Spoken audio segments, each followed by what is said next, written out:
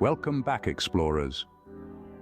Today we journey into a tapestry of culinary history. There exists a condiment that has tantalized taste buds and sparked curiosity for centuries. Behold, the humble bottle of ketchup. But do you know its true origins? Join me on a journey through time as we uncover the shocking truth behind the creation of this beloved sauce. Ketchup's story begins not in a garden, but over the fires of ancient Southeast Asian kitchens, where fermentation was a common strategy to preserve the surplus catch of fish. The original ketchup was a concoction made from fermented fish entrails, meant to stretch out the shellfish season's bounty. This sauce was aromatic and rich, having a character remarkably different from the ketchup as we know it. Interestingly, the word ketchup likely derives from the Hokkien Chinese word ketchup, meaning the brine of pickled fish or shellfish. As this sauce made its way through trade routes to Indonesia and the Philippines, each region infused it with local flavors, from adding spices to incorporating different seafood.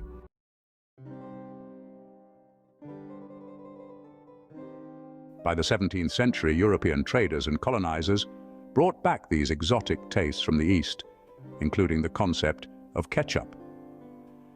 In these new lands, however, the absence of tropical fish necessitated substitutes.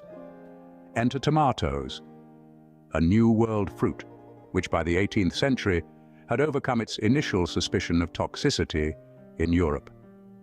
Initially used sparingly and skeptically, tomatoes soon became prized for their versatility and vibrancy.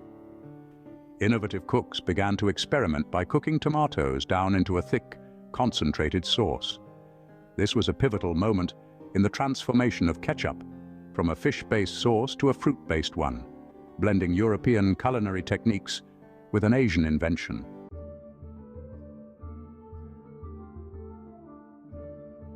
In the damp, wooded areas of Britain, something other than tomatoes was brewing. Mushroom ketchup, a blend of mushrooms, salt, and sometimes even walnuts, provided a savory boost to the meats and pies of the British Isles. Unlike the sweet and tangy tomato version, mushroom ketchup was earthy and robust, representing an entirely different facet of the ketchup family.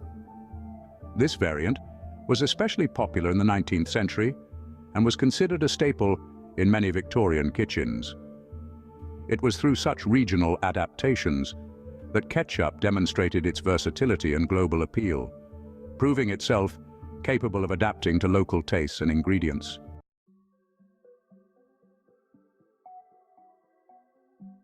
Before tomato ketchup solidified its culinary dominance, Europe experimented with a variety of ketchup types. These included walnut, oyster, and even anchovy ketchup, each reflecting the local abundance and culinary preferences of their regions. What these variations shared was a preservation technique which involved vinegar and spices, making ketchup not just a flavor enhancer, but also a means to prolong the shelf life of ingredients. These practices set the stage for the standardized vinegar-based tomato ketchup that would later sweep the globe.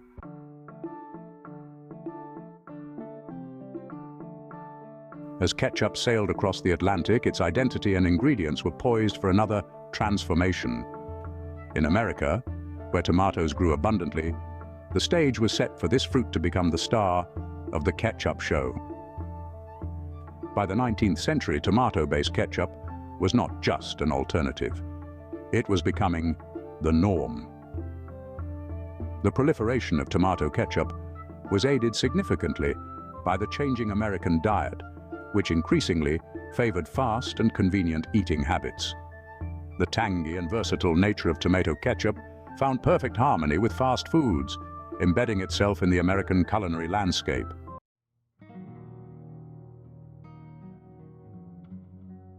The Industrial Revolution brought about significant changes in food production and preservation methods. Ketchup, too, underwent a transformation as manufacturers began to seek more efficient ways to produce it on a large scale. The introduction of machines and cooking processes allowed for longer shelf lives and a more consistent product, which in turn helped cement ketchup's place in every American household. This era also saw the standardization of recipes, where ingredients were adjusted for mass appeal and regulatory compliance. Vinegar and sugar became integral to ketchup, not just for their flavors, but also for their preservative qualities, making ketchup a pioneer in the processed food industry.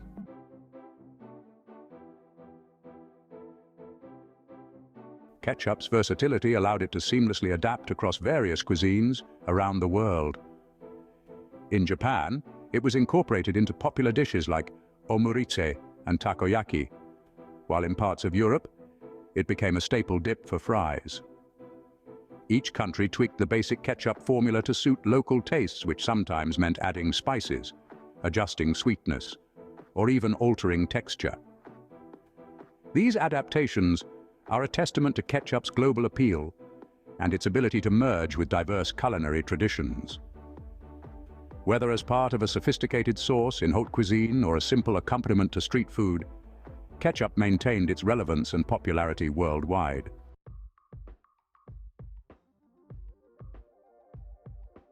Today, ketchup is both a global juggernaut and a subject of artisanal renaissance.